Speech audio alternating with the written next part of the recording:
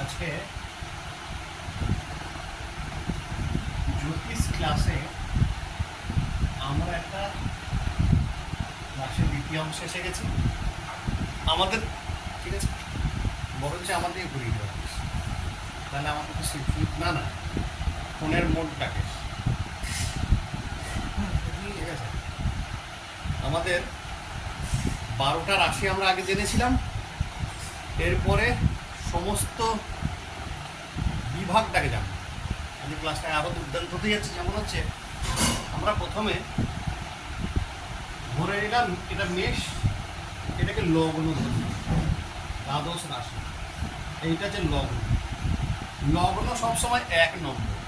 কাউকে জাজ কোনো জন্মছক জাজ করতে গেলে লগ্ন সর্বদা 1 নম্বর।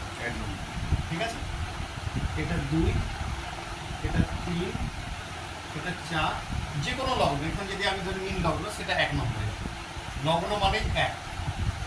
এটা 5, এটা 6, এটা 7, এটা 8, এটা 9, এটা 10, এটা 11, এটা 12। তাহলে লগ্ন মানে কি? লগ্ন মানে আমি কেমন দেখি 1 নম্বর।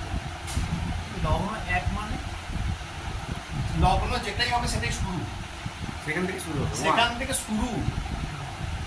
ওই জন্য লগ্ন যেখানেই হবে, লগ্নটা হচ্ছে আমি নিজে, তার ব্যক্তিত্ব। আমি কেমন, লগ্ন মানে হচ্ছে আমি বা আমার নিজের, আমার নিজের, me and myself, that is the লগ্ন। ঠিক আছে, 2। এরপরে লগ্নের পরে হচ্ছে দ্বিতীয় ভাব। এইখান থেকে কি আসলো? এখান থেকে আমাদের মুখ এলো, এই জায়গাটা হচ্ছে আমাদের মুখ। মুখে এখানে যে মুখ আছে,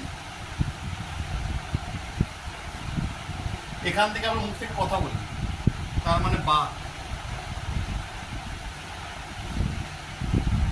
এখান থেকে আমাদের অ্যাকাউন্টে কত টাকা আছে বোঝা যায়, সেভিংস অ্যাকাউন্ট। দ্বিতীয় ঘর থেকে সেভিংস অ্যাকাউন্ট।